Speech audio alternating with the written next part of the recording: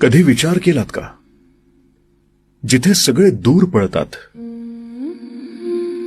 तिथे कोणीतरी धाव घेतो. एकाकी निस्वार्थ जीवाची पर्वा न करता. कुणाबद्दल बोलतोय मी?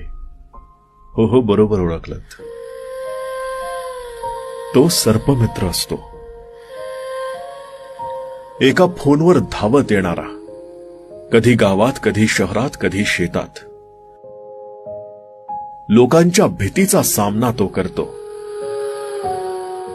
पण त्याच्या स्वतःच्या भीतीसाठी कोणताच सरकारचा हेल्पलाईन नंबर नसतो.